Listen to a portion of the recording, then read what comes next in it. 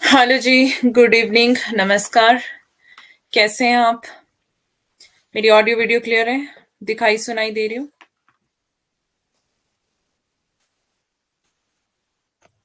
आवाज आ रही मेरी? Yes, okay. तो कैसे हैं आप सब?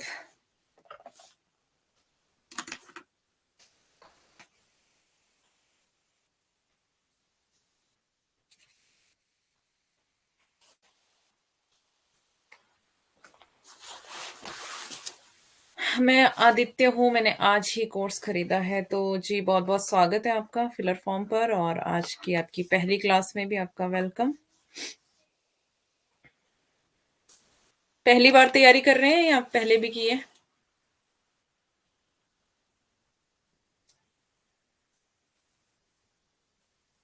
आदित्य।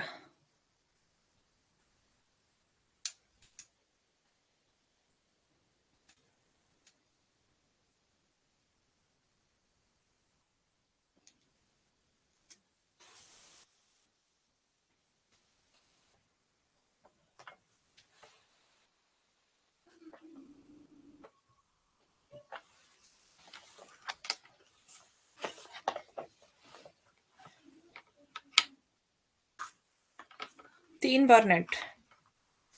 ओके। तो जेआरएफ नहीं है आपका, है ना? चले, कोई बात नहीं। तो पढ़ाई करते हैं। आज हम पढ़ने वाले हैं कहानी।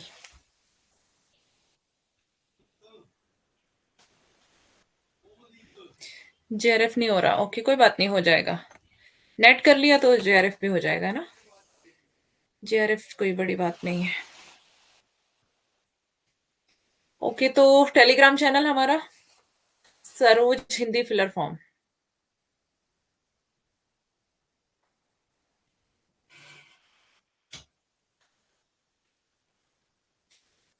क्या हो रहा है?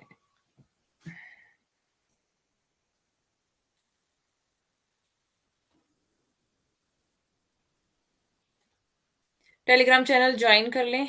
अगर आपको इम्पोर्टेंट अपडेट्स वहां पे चाहिए तो, नोट्स चाहिए तो वहां पे भी मिल जाएंगे, और ऐप वाले बच्चों को तो यहाँ पे भी, ऐप पे भी मिल जाएंगे। ठीक है।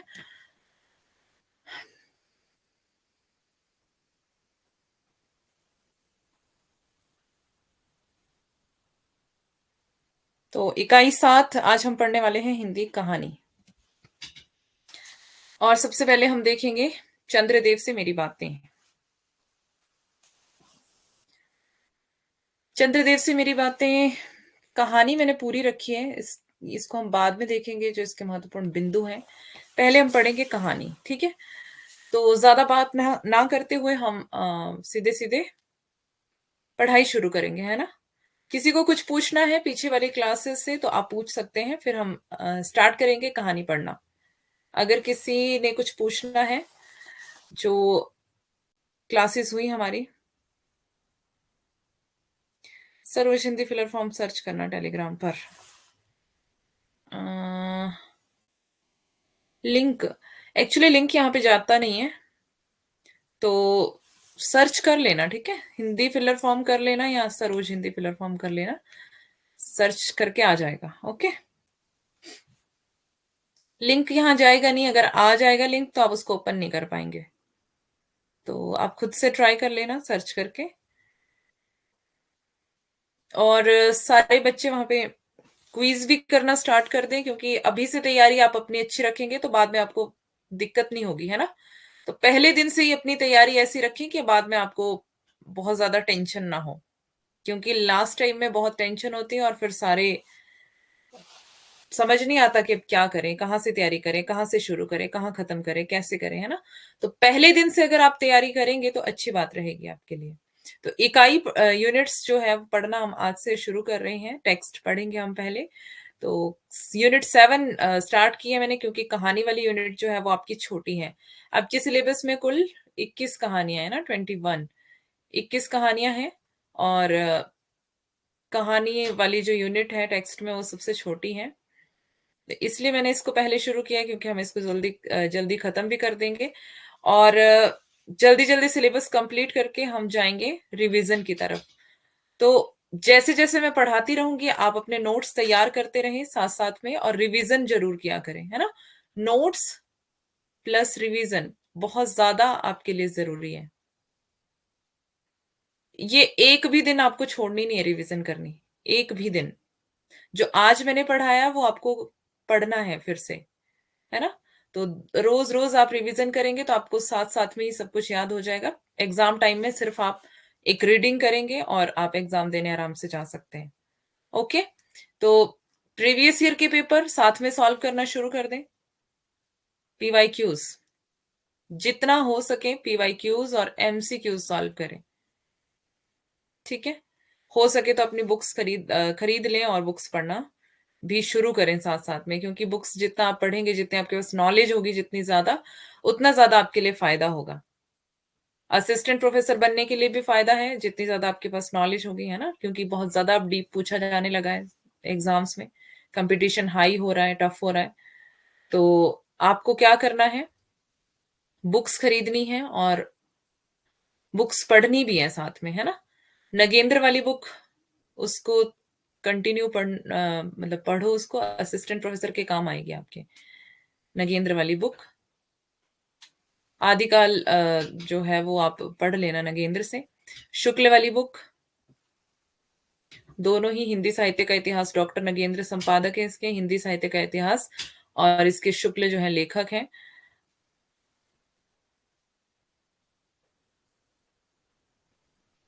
कोई बात नहीं, आपको मैं दिखाई सुनाई दे रही हूँ ना, इतना ही काफी है, ठीक है। तो आपको जो स्क्रीन पे मैं लिख रही हूँ ये सब दिख रहा है, जो लिखा हुआ है ये भी सब दिख रहा है। तो बस इतना काफी है अभी आपके लिए। पीवाईक्यू भी नहीं मिल रहे, पीवाईक्यू यहाँ नहीं मिलेंगे आपको। पीवाईक्यू के लिए आप क्या करें, कोई बुक खरीद लें, ठीक है। यूथ कंपटीशन की एक बुक आती है, उसको खरीद लें। यूथ कंपटीशन,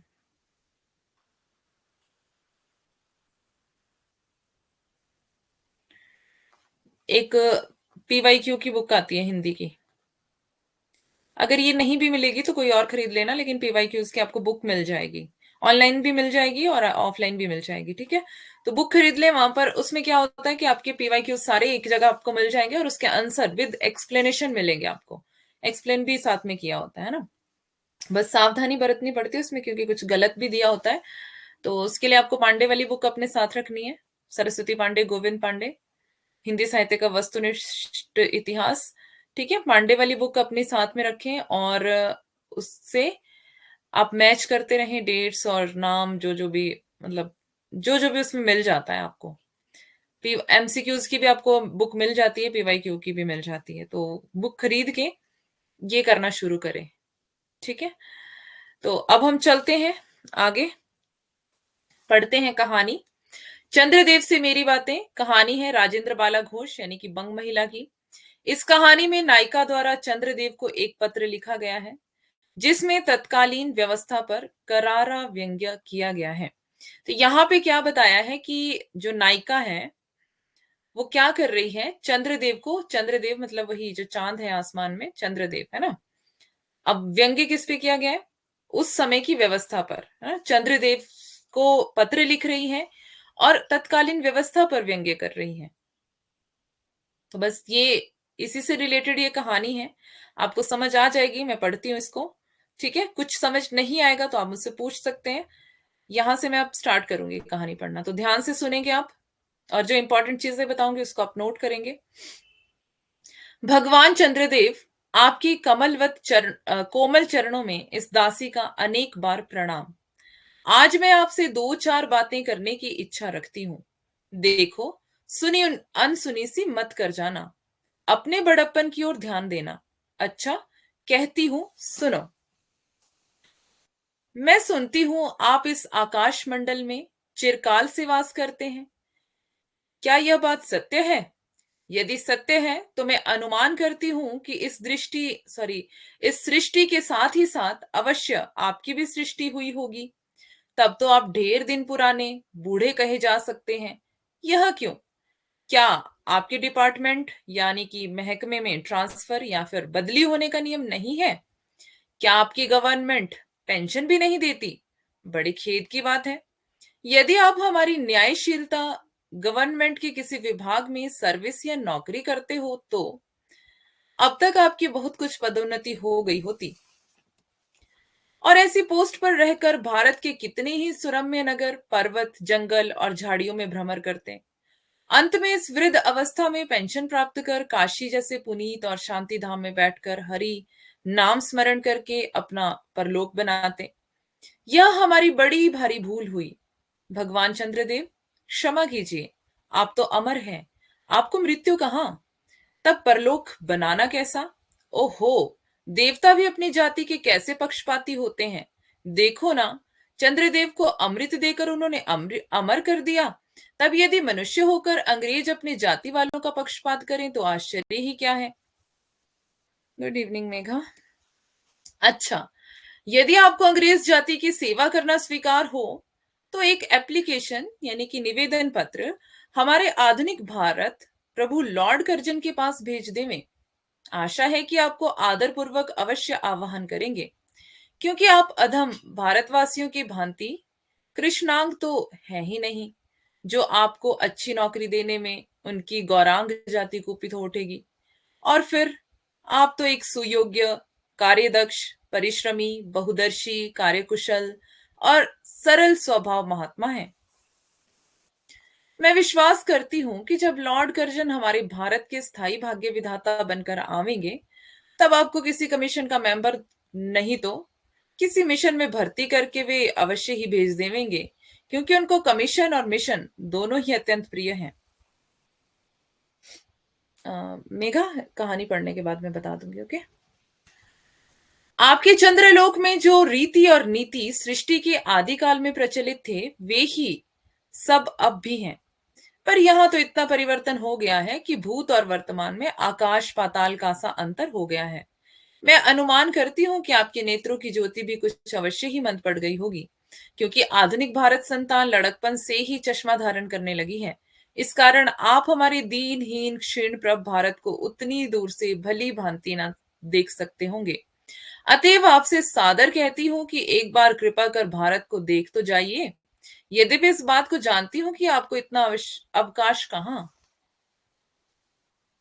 पर 8वें दिन नहीं तो महीने में एक दिन अर्थात अमावस्या को तो आपको हॉलीडे, ये छुट्टी अवश्य ही रहती है। यदि आप उस दिन चाहें तो भारत भ्रमण कर जा सकते हैं। इस भ्रमण में आपको कितने ही नूतन दृश्य देखने को मिलेंगे, जिसे सहसा देखकर आपकी बुद्धि जरूर चकरा जाएगी। यदि आपसे सारे हिंदुस्तान का भ्रमण शीघ्रता के कारण ना हो सके तो केवल राजधानी कलकत्ता को ही देख लेना तो अवश्य ही उचित है। वहां के कल कारखानों को देखकर आपको यह अवश्य ही कहना पड़ेगा कि यहाँ के कारीगर तो विश्वकर्मा से भी अ, लकड़दादा निकले। यही क्यों आपकी प्रिय सहयोगिनी दामिनो, जो मेघों पर आरोहण करके आनंद से अटखेलियां किया करती है, वह बेचारी भी यहाँ मनुष्य के हाथों का खिलौना हो रही है। दामिनो ये बिजली होगा यहाँ पर, मतलब बिजली है मीन्स, ठीक है। भगवान निशानाथ, जिस समय आप अपनी निर्मल चंद्रिका को बटोर मेघमाला अर्थात पर्वतों की ओट से सिंधु की गोद में जा सकते हैं उस समय यही नीरद वासिनी विश्व मोहिनी सौदामिनी अपनी उज्जवल मूर्ति से आलोक प्रदान कर रात को दिन बना देती है। आपके देवलोक में जितने देवता हैं उनके वाहन भी उतने हैं, किसी का गज, किसी का हंस, किसी का बैल, किसी का चूहा इत्यादि। पर यहाँ तो सारा बोझ आपकी चपला और अग्निदेव के माथे मढ़ा गया है। क्या ब्राह्मण, क्या क्षत्रिय, क्या वैश्य, क्या शूद्र, क्या चांडाल, सभी के रथों का वाहन वही हो रहा है। हमारे श्वेतांग महाप्रभु गण को जहां पर कुछ कठिनाई का सामना आ पड़ा, झट उन्होंने इलेक्ट्रिसिटी यानी कि बिजली को पटका। बस कठिन से कठिन कार्य सहज में संपादन कर लेते हैं। और हमारे यहाँ के उच्च शिक्षा प्राप्त युवक काठ के पुतलों की भांति मुंह ताकते रह जाते हैं। जिस व्योमवासिनी विद्युत देवी को स्पर्श तक करने का किसी व्यक्ति का साहस नहीं हो सकता, वही आज पराई घर में आश्रिता नारियों की भांति ऐसे दबाव में पड़ी है कि वह चूं तक नहीं कर सकती। क्या करें? बेचारी के भाग्य में विधाता ने दासी वृत्ति ही लिखा था। हरि पद्मवा त्रैलोक्य पावनी सुरसरी के भी खोटे दिन आ गए हैं। वह भी अब स्थान स्थान में बंधनग्रस्त हो रही है। उसके वक्षस्थल पर जहां तहां मोटे बृहदाकार खंभ गाड़ दिए गए हैं। कलकत्ता आदि को देखकर आपके देवराज सुरेंद्र भी कहेंगे कि हमारी अमरावती तो इसके आगे निरी फीकी सी जान पड़ती है। वहां ईडन गार्डन को पारिजात परिशोभित नंदन कानन को भी मात दे रहा है। यहाँ के विश्वविद्यालय के विश्व श्रेष्ठ पंडितों की विश्वव्यापिनी विद्या को देखकर वीणा पाणी सरस्वती देवी भी कहने लग जाएंगी कि निसंदेह इन विद्या दिग्गजों की विद्या चमत्कारिणी है। वहीं के फोर्ट विलियम के फौजी सामान को देखकर आपके देव सेनापति कार्तिकेय बाबू के भी छक्के छूट जाएंगे, क्योंकि देव सेनापति महाशय देखने में खास बंगाली बाबू से जचते हैं और उनका वाहन भी एक सुंदर मयूर है। बस इससे उनके वीरत्व का भी खूब परिचय मिलता है। वहां के मिंट यानी कि टकसाल को देखकर सिंधु तनया, आपकी प्रिय सहोदरा कमला देवी तथा कुबेर भी अकचका जाएंगे। भगवान चंद्रदेव इन्हीं सब विश्वोत्पादक अपूर्व दृश्यों का अवलोकन करने के हेतु आपको सादर निमंत्रित कर सविनय आहूत करती हूँ। संभव है कि यहाँ आने से आपको अनेक लाभ भी हों। आप जो अनादिकाल से निज उज्जवल वपु में कलंक की काली मां लेपन करके कलंकी शशांक शशधर शाशालांछन आदि उपाधि मालाओं से भूषित हो रहे हैं, सिंधु तनय होने पर भी जिस कालिमा को आप आज तक नहीं धो सके, वही आजन्म कलंक शायद यहाँ के विज्ञानविद पंडितों की चेष्टा से छूट जाए। जब बंबई में स्वर्गीय महारानी विक्टोरिया देवी की प्रतिमूर्ति से काला दाग छुड़ाने में प्रोफेसर गज्जर महाशय फलीभूत हुए हैं, तब क्या आपके मुख की कालिमा छुड़ाने में वे फलीभूत ना होंगे? शायद आप पर यह बात भी अभी तक विदित नहीं हुई कि आप और आपके स्वामी सूर्य भगवान पर जब हमारे भूमंडल की छाया पड़ती है, तभी आप लोगों पर ग्रहण लगता है। पर आपका तो अब तक वही पुराना विश्वास बना हुआ है कि जब कुटिल ग्रह राहु आपको निगल जाता है तभी ग्रहण होता है। पर ऐसा थोथा विश्वास करना आप लोगों की भारी भूल है। अतः हे देव, मैं विनय करती हूं कि आप अपने हृदय से इस भ्रम को जड़ से उखाड़ कर फेंक दें। अब भारत में ना तो आपके और ना आपके स्वामी भुवन भास्कर सूर्य महाशय के ही वंशधरों का साम्राज्य है, और ना अब भारत की वह शस्य श्यामला स्वर्ण प्रसूता मूर्ति ही है। अब तो आप लोगों के अज्ञात एक अन्य द्वीपवासी परम शक्तिमान गौरांग महाप्रभु इस सुविशाल भारतवर्ष का राज्य वैभव भोग रहे हैं। अब तक मैंने जिन बातों का वर्णन आपसे स्थूल रूप में किया, वह सब इन्हीं विद्या विशारद गौरांग प्रभु के कृपा कटाक्ष का परिणाम है। यो तो यहाँ प्रतिवर्ष पदवी दान के समय कितने ही राज्य विहीन राजाओं की सृष्टि हुआ करती है, पर आपके वंशधरों में जो दो चार राजा महाराजा नाम मात्र के हैं भी, वे काठ के पुतलों की भांति हैं।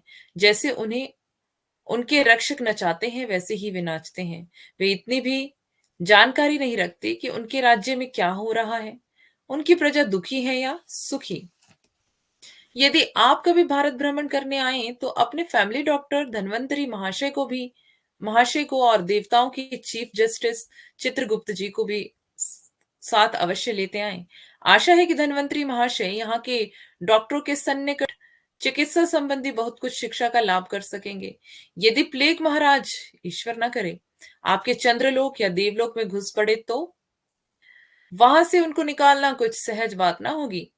यही जब चिकित्सा शास्त्र के बड़े बड़े पारदर्शी उन पर विजय नहीं पा सकते, तब वहां आपके देवलोक में जड़ी बूटियों के प्रयोग से क्या होगा? यहाँ के इंडियन पेनल कोड की धाराओं को देखकर चित्रगुप्त जी महाराज अपने यहाँ की दंड विधि यानी कि कानून को बहुत कुछ सुधार कर सकते हैं। और यदि बोझ ना हो तो यहाँ से वे 2-4 टाइपराइटर भी खरीद ले जाएं। जब प्लेग महाराज के अपार अनुग्रह से उनके ऑफिस के कार्य की अधिकता होवे, तब उससे उनकी राइटर्स बिल्डिंग के राइटर्स के काम में बहुत ही सुविधा और सहायता पहुंचेगी। वे लोग 2 दिन का काम 2 घंटों में कर डालेंगे। अच्छा, मैं आपसे विदा होती हूँ। मैंने जो आपसे इतनी बातें कही, पर खेद है आपने उनके अनुकूल या प्रतिकूल एक बात का भी उत्तर ना दिया। परंतु आपके इस मौन अवलंबन को मैं स्वीकार का सूचक समझती हूँ। अच्छा, तो मेरी प्रार्थना को कबूल करके एक दफा यहाँ आइएगा जरूर। तो बंग महिला, जिनका नाम था राजेंद्र बाला घोष, कौन सी पत्रिका में छपी थी ये कहानी? सरस्वती पत्रिका में। कब छपी थी? 1904 में। इंपॉर्टेंट पॉइंट्स ध्यान रखेंगे। बंग महिला इसलिए कहा जाता था क्योंकि ये बंगाल की थी और राजेंद्र बाला घोष इनका नाम था। ठीक है। और आपको पता है कि उस समय में, क्योंकि अंग्रेज सरकार जो है वो जब्त कर लेती थी ऐसी कहानियां जो राजनीतिक होती थी, है ना, तो इसीलिए क्या करना पड़ता था, लेखकों को अपने नाम बदलने पड़ते थे। ठीक है। तो इनका नाम क्या था? बंग महिला। वैसे इनका जो रियल नाम था वो था राजेंद्र बाला घोष, पर इनको बंग महिला के नाम से ये लिखती थी। और जो ये कहानी है चंद्रदेव से मेरी बातें, जो हमने अभी पढ़ी, ये कहानी सरस्वती पत्रिका में प्रकाशित है 1904 में। ठीक है। तो पहले हम इसको कहानी हमने पढ़ ली है, अब हम इससे रिलेटेड कुछ इंपॉर्टेंट पॉइंट्स को देखेंगे। गुड इवनिंग प्रीति।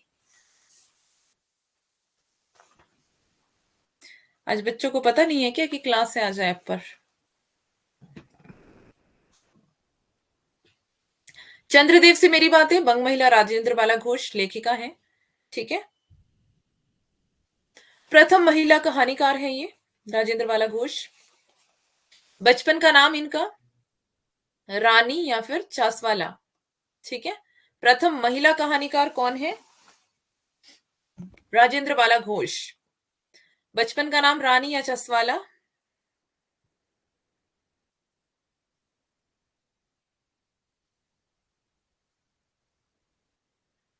टेलीग्राम चैनल आप ज्वाइन कर लीजिए, वहां पे आप मैसेज कर सकते हैं। ठीक है। ग्रुप में आप मैसेज कर सकते हैं, ग्रुप है हमारा हिंदी फिलर फॉर्म। और जो ऐप है, ऐप पे भी चैट का ऑप्शन आता है। ठीक है। तो वहां पर भी आप मैसेज कर सकते हैं अगर आपको कोई जरूरी बात करनी है तो। यहाँ पर है भवदेव पांडे अपनी पुस्तक नारी मुक्ति का संघर्ष में इस कहानी को पहली राजनीतिक कहानी माना है। तो भवदेव पांडे ने क्या किया, इनकी पुस्तक थी नारी मुक्ति संघर्ष। इस पुस्तक में इन्होंने क्या क्या कहा है कि जो ये कहानी है चंद्रदेव से मेरी बातें, ये कैसी कहानी है? हिंदी की पहली राजनीतिक कहानी है। ठीक है। तो हिंदी की पहली राजनीतिक कहानी किसको माना गया? चंद्रदेव से मेरी बातें। माना किसने है? भवदेव पांडे ने। अगर आपको सिर्फ वहां पे भवदेव पांडे का ही नाम दे दिया जाए कि भवदेव पांडे के अनुसार हिंदी की पहली राजनीतिक कहानी कौन सी है, तो भी आपको चंद्रदेव से मेरी बातें पे टिक करना है। ठीक है। पत्रात्मक शैली में लिखा गया है ये, लिखी गई है ये कहानी। और इस पर शिव शंभू के चिट्ठे निबंध का प्रभाव प्रत्यक्ष रूप से देखने को मिलता है। ठीक है। शिव शंभू के चिट्ठे भी जो है वो लॉर्ड कर्जन को व्यंग्य करके लिखे गए थे, और ये वाली कहानी भी। तो इसको हम आगे देखेंगे अभी। यहाँ पे है इनकी अन्य कहानियां। इनकी अन्य कहानियां मतलब कि बंग महिला की यानी कि राजेंद्र बाला घोष की अन्य कहानियां।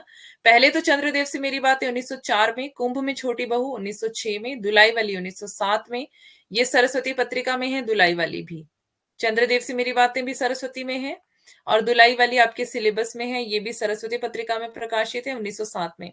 भाई बहन 1908 में, ये बाल प्रभाकर पत्रिका में प्रकाशित है। ठीक है। इंपॉर्टेंट चीजें हैं ये सारी, इसको आप नोट्स बनाते चले साथ साथ में। दालिया इनकी कहानी है एक 1909 में।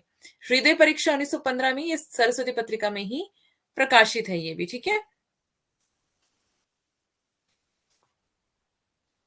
टेलीग्राम चैनल नहीं मिल रहा है, ऐसा कैसे हो सकता है? हिंदी फिलर फॉर्म आपने सर्च किया? Hindi filler form, filler form के नाम से तो वैसे ही मिल जाएगा चैनल आराम से। या फिर आप ऐसे ऐसे करिए, यूट्यूब क्लास, यूट्यूब चैनल पे जाना, filler form YouTube channel, live classes में, लाइव में मोर में जाना, नीचे डिस्क्रिप्शन बॉक्स होगा, डिस्क्रिप्शन में लिंक दिया होगा चैनल का, ठीक है। चैनल का लिंक दिया होगा, तो वहां से आप उसको ज्वाइन कर ले। यूट्यूब की लाइव क्लासेस में, या फिर किसी भी क्लास में होगा ही, वैसे लाइव में देख लेना, तो वहां पर डिस्क्रिप्शन में लिंक दिया होगा हिंदी के टेलीग्राम चैनल का, तो वहां से ज्वाइन कर लीजिए। महत्वपूर्ण बिंदु देखते हैं इसके। लक्ष्मी सागर वार्ष्णेय जी ने अपने निबंध नवनीत में लिखा है कि चंद्रदेव से मेरी बातें कहानी नहीं निबंध है। ये भी क्वेश्चन पूछा गया कि चंद्रदेव से मेरी बातें कहानी नहीं निबंध है, ये किसने कहा? तो किसने कहा है? लक्ष्मी सागर वार्ष्णेय ने। कहां पर कहा था? अपने निबंध नवनीत में लिखा है, ध्यान रखेंगे इसको। फिलर फॉर्म टेलीग्राम चैनल कर लिया। हिंदी में किया आपने, मतलब देवनागरी में किया है? इसमें करो इंग्लिश में फिलर फॉर्म, देवनागरी में करोगे शायद तो नहीं मिलेगा, ठीक है। सन 1911 में नागरी प्रचारिणी सभा वाराणसी से प्रकाशित उनकी पुस्तक कुसुम संग्रह में संकलित है। यह कहानी अर्थनीति और राजनीति को केंद्र में रखकर लिखी गई है, जिसमें नारी की स्थिति को बिजली के माध्यम से बताया है ना। हमने पढ़ा था ना अभी कि वो बेचारी तो मतलब उसके भाग्य में ही ऐसा है ना, कि अपना घर छोड़ के वो दूसरों के घर जाती है तो वहां की रोशनी बन जाती है, इस तरह से हमने अभी पढ़ा था। तो यहाँ पे नारी की स्थिति को बिजली के माध्यम से व्यक्त किया हुआ है उसमें, इस कहानी में। तो ध्यान रखेंगे, हो सकता है आपको पूछ ले कि बिजली के समान किस किस स्थिति को व्यक्त किया है, क्योंकि अब डीपली क्वेश्चन पूछे जा रहे हैं, तो इस तरह से क्वेश्चन पूछ सकता है घुमा करके, है ना। तो ध्यान रखेंगे, यह कहानी अर्थनीति और राजनीति को केंद्र में रखकर लिखी गई है, जिसमें नारी की स्थिति को बिजली के माध्यम से बताया गया है। भारत के तत्कालीन वायसराय लॉर्ड कर्जन और उसकी व्यवस्था पर व्यंग्य किया गया है। तो उस समय के जो वायसराय थे भारत के, लॉर्ड कर्जन थे, और उनकी जो व्यवस्था थी, लॉर्ड कर्जन की जो व्यवस्था थी हमारे देश में, भारत में, उस व्यवस्था पर व्यंग्य किया गया है कि किस तरह की व्यवस्था है, किस तरह से लोगों की हालात है और स्त्रियों की हालात है, ऐसे जो जो जो भी हमने अभी कहानी में पढ़ा वो सारी चीजें, तो व्यंग्य किया गया है लॉर्ड कर्जन पर, किसके माध्यम से? चंद्रदेव के माध्यम से, है ना। भवदेव पांडे ने चंद्रदेव से मेरी बातों को हिंदी की पहली कहानी माना है, ये ध्यान रखेंगे। पहले वो ये लक्ष्मी सागर वार्ष्णेय क्या कहते हैं, इधर वैष्णव लिखा है ना, वार्ष्णेय होगा ये, वार्ष्णेय ऐसे। तो ये क्या कह रहे हैं कि ये कहानी नहीं निबंध है। भवदेव पांडे क्या कह रहे हैं कि हिंदी की पहली कहानी है ये। ओके, भवदेव पांडे के बारे में हमने अभी पीछे भी पढ़ा था कुछ, यही था वो।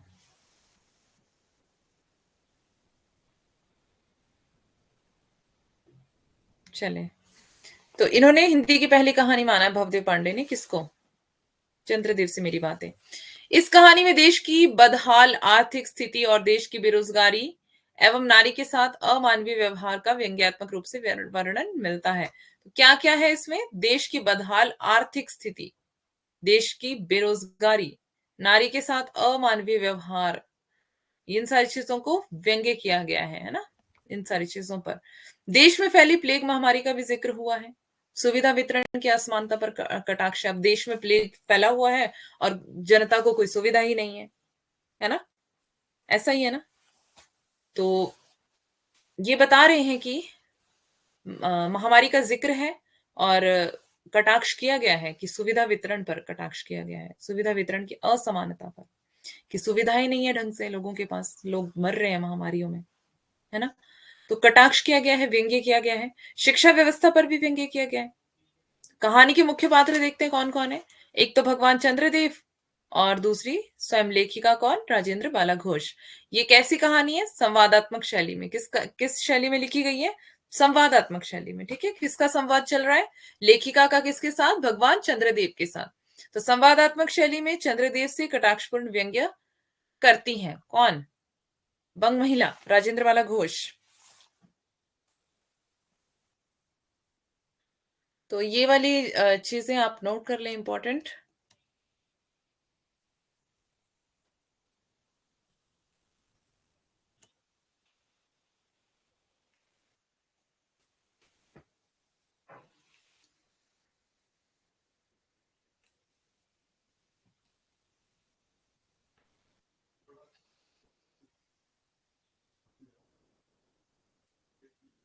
ये भी कहानी है शॉर्ट में,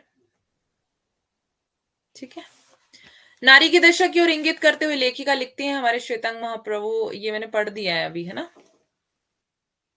ये पीडीएफ आपको मिल जाएगी, ये पढ़ दिया हुआ है मैंने कहानी में ही सब कुछ। और जो इसमें थोड़ा सा वो होगा, थोड़ा सा आसान भाषा होगी, देख लेना। पीडीएफ दे दूंगी आपको इसकी, ठीक है। अब देखते हैं इनकी दुलाई वाली। दुलाई वाली का समय है 1907। अभी हमने देखा था पीछे, दुलाई वाली भी कौन सी पत्रिका में? सरस्वती में हमने पीछे देखा था ना, सरस्वती में ही प्रकाशित है ये। दुलाई वाली हिंदी की प्रथम मौलिक कहानी। अब देखो, हिंदी की पहली कहानी, हिंदी की पहली राजनीतिक कहानी कौन सी थी? चंद्रदेव से मेरी बातें। अब इसके लिए क्या बोल रहे हैं? हिंदी की प्रथम मौलिक, मौलिक और अनुदित दो शब्द हैं, ठीक है। वो तो आपको पता ही होगा, बट कुछ बच्चे नए होते हैं क्लास में जिनको नहीं पता होता है। मौलिक कहानी वो है जो मैंने खुद से लिखी है, जो स्वयं लिखता है, जो लेखक स्वयं लिखी जाती है, वो अपने अनुभव के आधार पर, अपनी जिंदगी के आधार पर, किसी भी आधार पर। और अनुदित कहानी जो किसी की कहानी का अनुवाद हो, किसी दूसरे ने लिखा दूसरी भाषा में और मैंने अनुवाद कर दिया उसका, है ना। किसी ने लिखा अंग्रेजी में और मैंने उसका अनुवाद कर दिया हिंदी में, तो दो शब्द हैं। तो यहां पे बता रहे हैं कि मौलिक कहानी है ये, हिंदी की पहली मौलिक कहानी है ये। कौन सी? दुलाई वाली। प्रकाशन वर्ष 1907 और सरस्वती पत्रिका में दुलाई वाली कहानी नामक कुसुम संग्रह में ये संकलित है ये, ठीक है। कुसुम संग्रह में संकलित है, ध्यान देंगे, इंपॉर्टेंट है।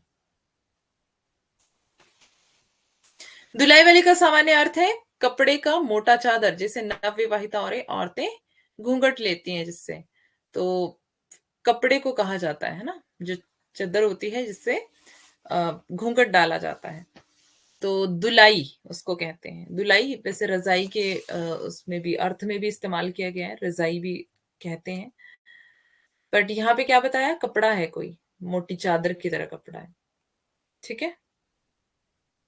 पात्र है इसके वंशीधर, मुख्य पात्र इलाहाबाद का निवासी है ये। वंशीधर इसका मुख्य पात्र है, इलाहाबाद का निवासी है। नवल किशोर वंशीधर का ममेरा भाई है, और जानकी देवी वंशीधर की पत्नी है, एक गृहस्थ महिला भी है। सीता जो है वो वंशीधर की साली है, और अन्य पात्र है इसमें नवल किशोर की पत्नी, वंशीधर की सास, साला, इक्केवाला, लाठीबान इत्यादि। अब देखते हैं इसके मुख्य बिंदु।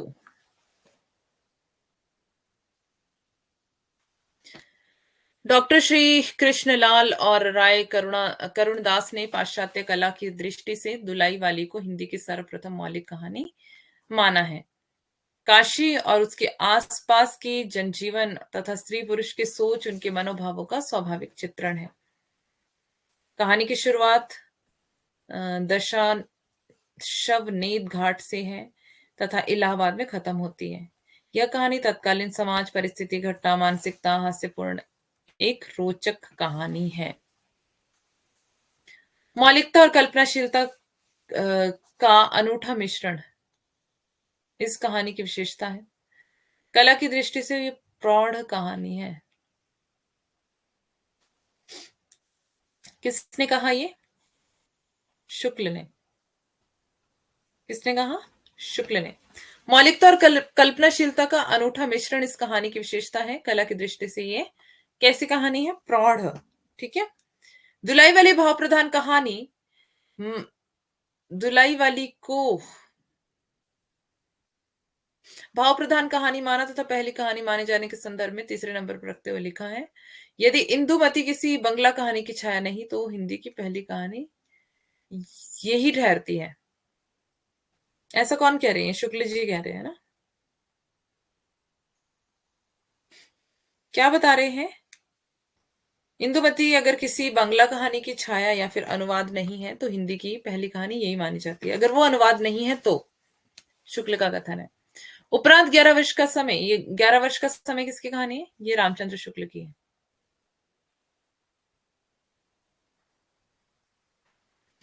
ठीक है। शिल्प की बनावट और शैली की कसावट इस कहानी में नहीं है। बहुत सीधी सपाट ग्रामीण भाषा को रोचक ढंग से प्रस्तुत किया गया है।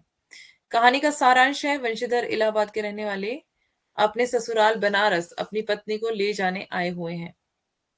ससुराल में एक साले साली सीता और सास है। नवल किशोर वंशीधर के दूर के नाते में ममेरे भाई हैं, पर दोनों परम मित्र हैं। दोनों एक एक जान दो कालिब है।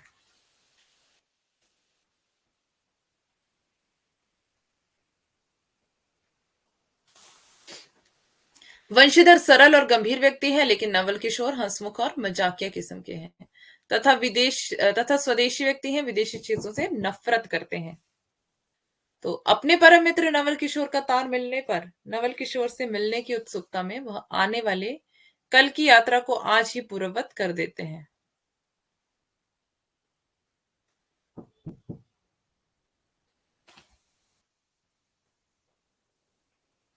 1 मिनट रुकना।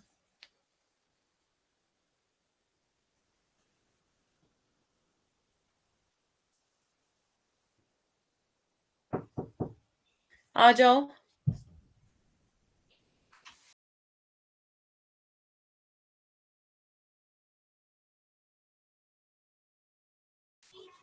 सॉरी।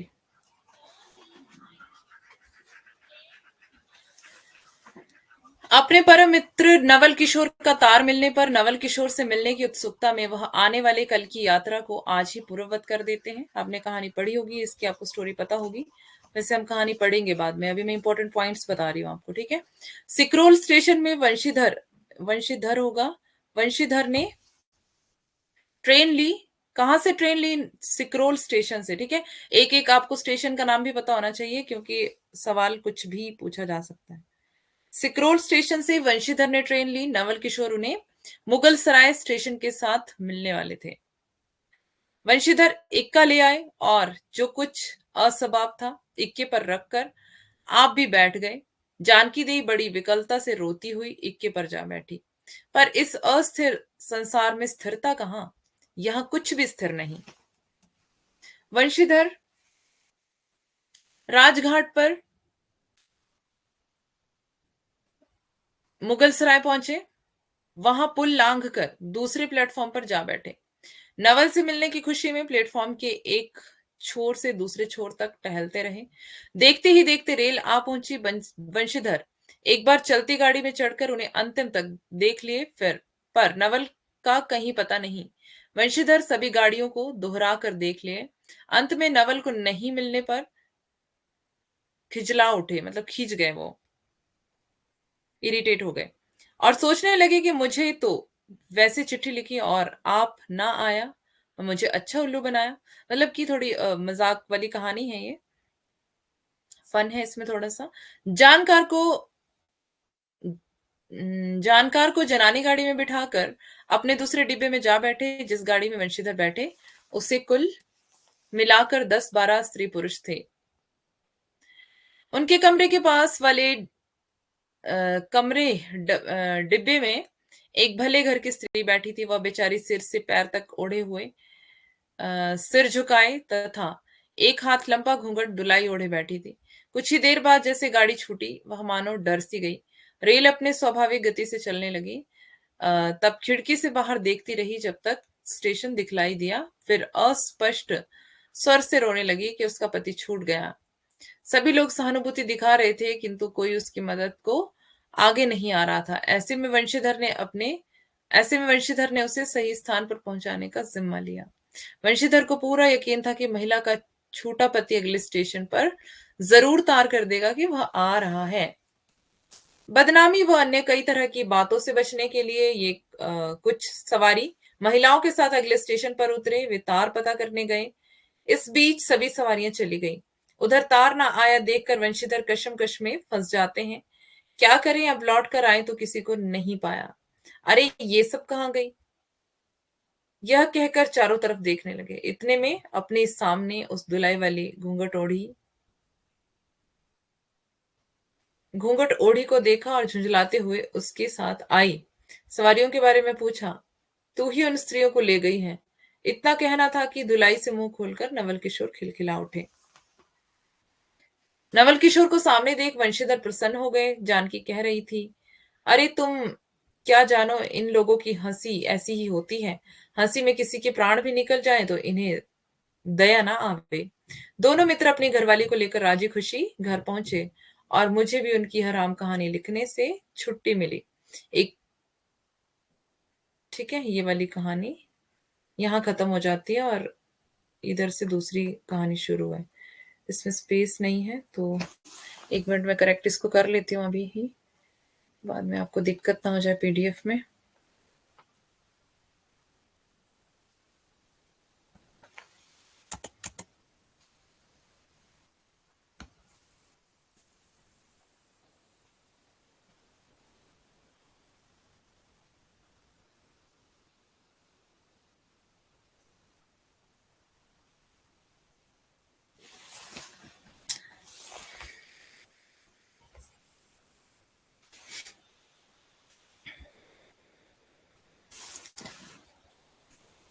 एक टोकरी भर मिट्टी, माधवराव सप्रे।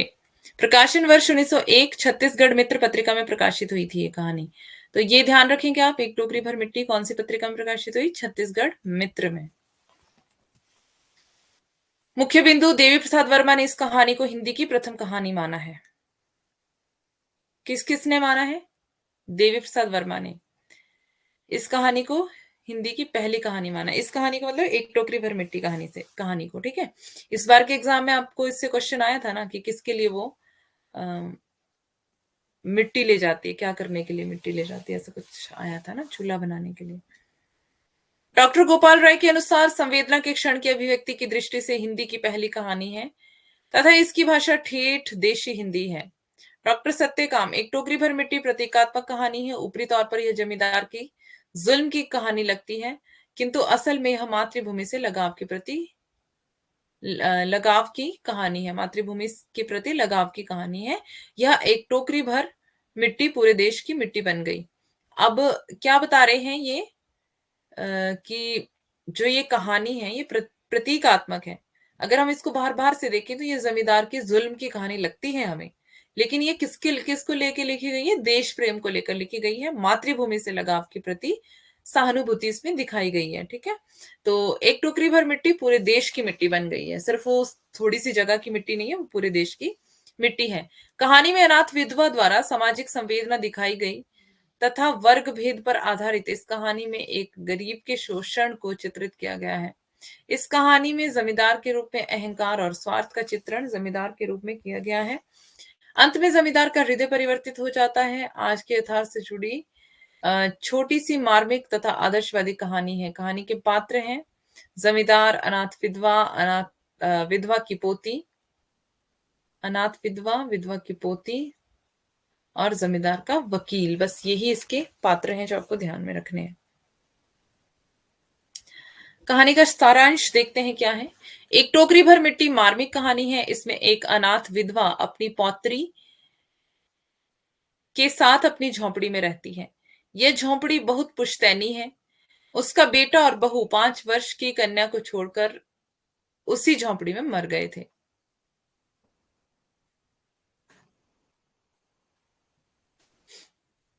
अब विधवा की पौत्री ही उसकी एकमात्र सहारा थी। जमींदार का महल उस झोंपड़ी को झोंपड़ी तक पटाने की इच्छा हुई। अ, जमींदार को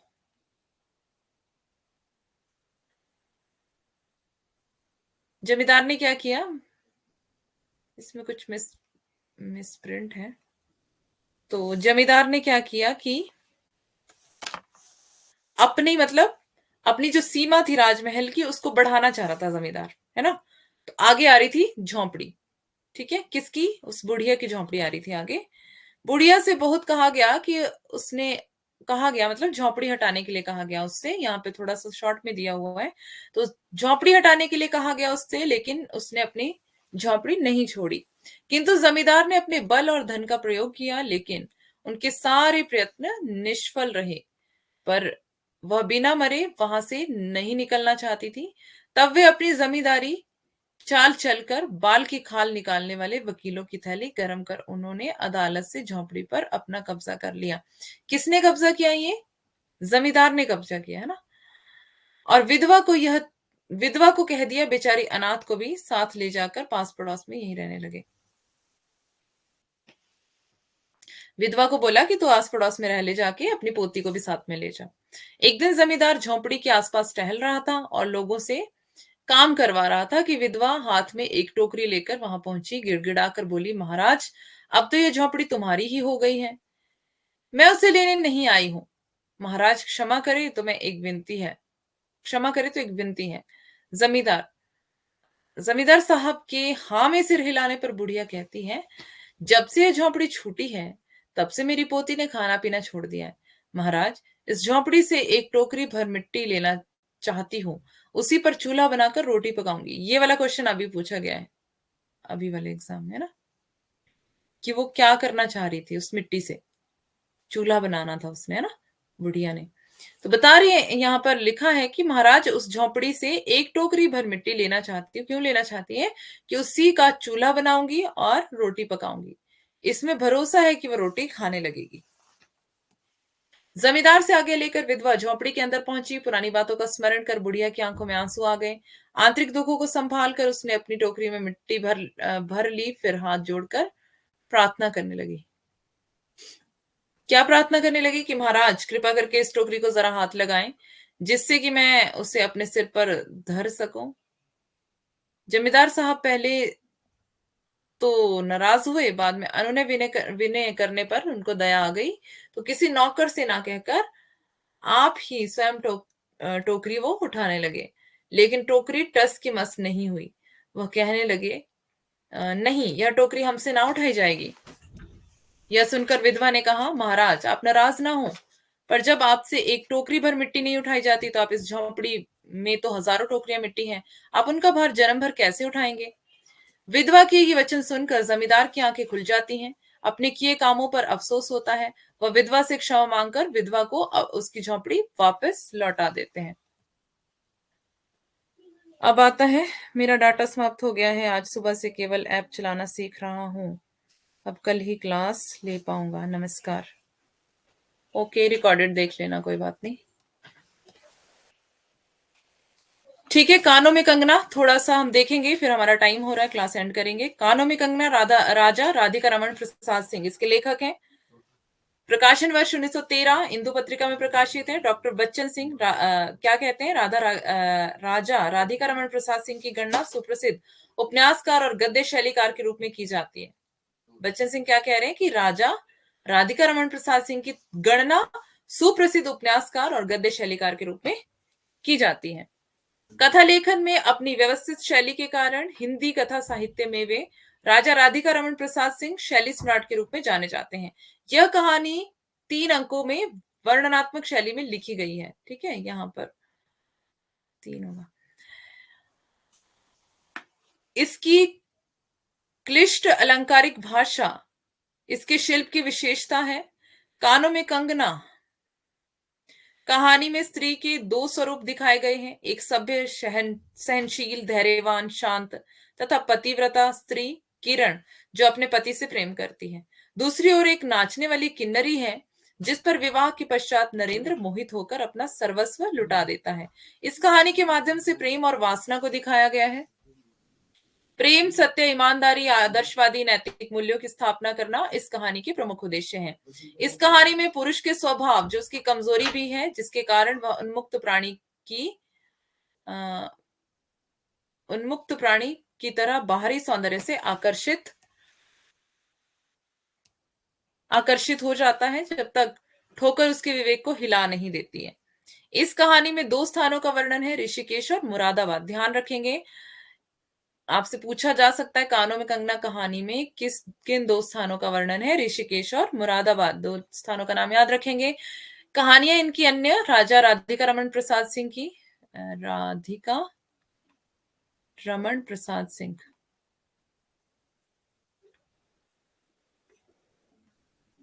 ठीक है।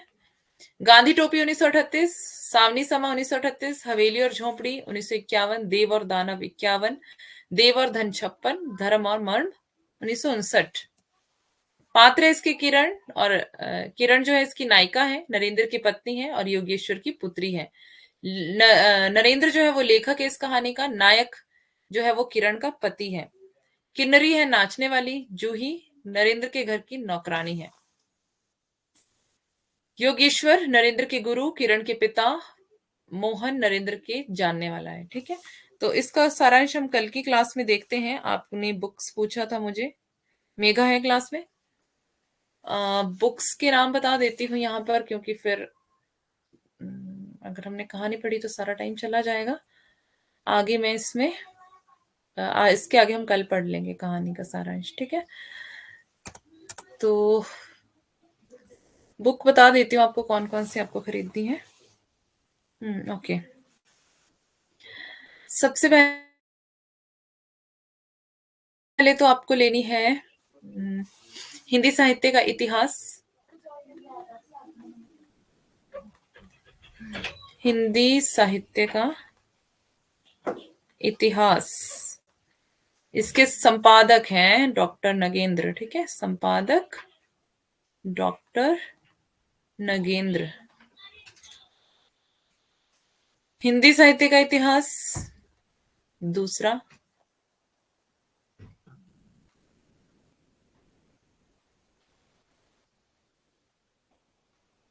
इसके लेखक, संपादक और लेखक का पता है ना आपको डिफरेंस। लेखक है रामचंद्र शुक्ल।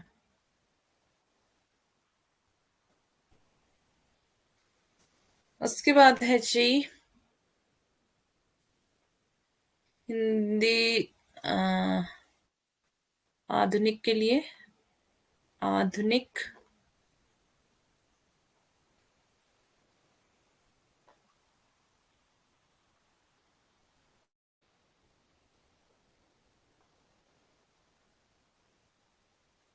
आधुनिक हिंदी साहित्य का इतिहास, लेखक है इसके डॉक्टर बच्चन,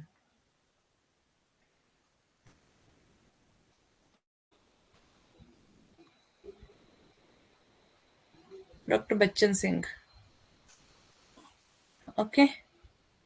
अब है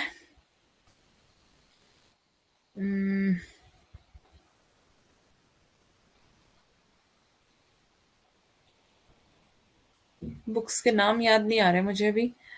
अ, इनको मंगवा लेना।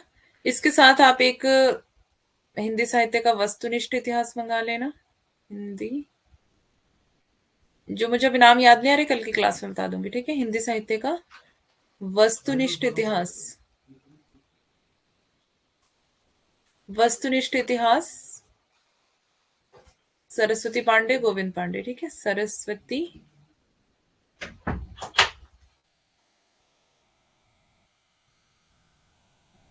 गोविंद पांडे।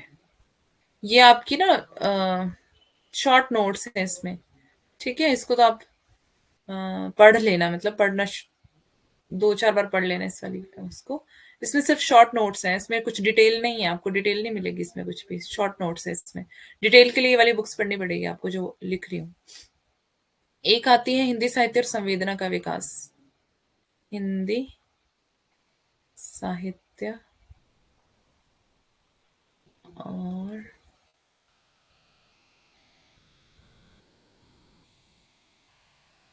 संवेदना का विकास, राम स्वरूप चतुर्वेदी।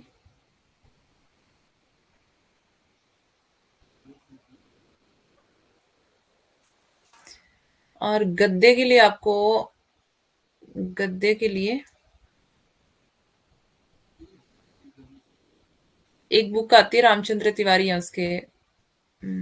मुझे बुक का नाम नहीं याद आ रहा है। रामचंद्र तिवारी लेखक। तो ये आप ऐसे सर्च करेंगे ना तो आपको ऑनलाइन मिल जाएगी, ठीक है। उसके बाद पाश्चात्य के लिए है काव्य शास्त्र के लिए, है ना? तो जो किताबें बचती हैं उनके नाम कल वाली क्लास में बता दूंगी, इसको फिलहाल देख लेना, ठीक है? ये वाली इंपॉर्टेंट बुक्स हैं। कहानी किस बुक से पढ़ा रही है? कहानी की किताब है मेरे पास से, एक छोटी सी। 21 कहानियां गूगल पे मिल जाएंगी आराम से, ठीक है? टेंशन वाली कोई बात नहीं है।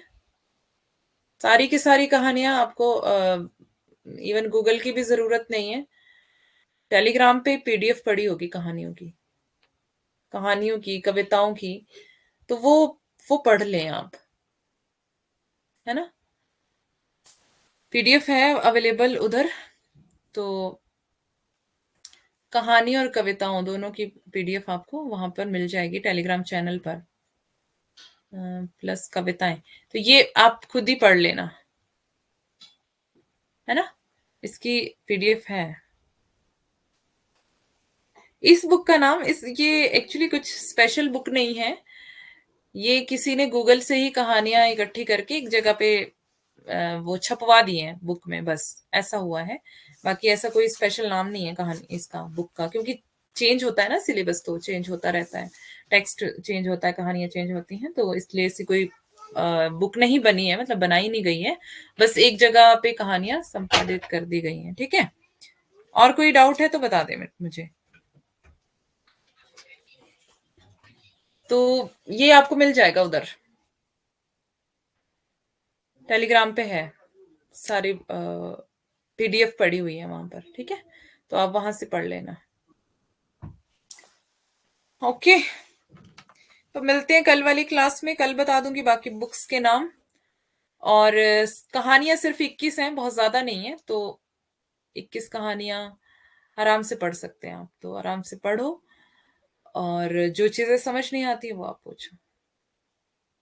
इस बार नेट नहीं निकालना, जेआरएफ, जेआरएफ टारगेट करके चलो बस, है ना? नेट मत टारगेट करो, जेआरएफ बड़ा सोचो, असिस्टेंट प्रोफेसर बनना है आपको, है ना? तो अच्छा है, मेहनत करो अच्छे से। ओके, ठीक है, कल मिलेंगे, तब तक के लिए बाय बाय, टेक केयर।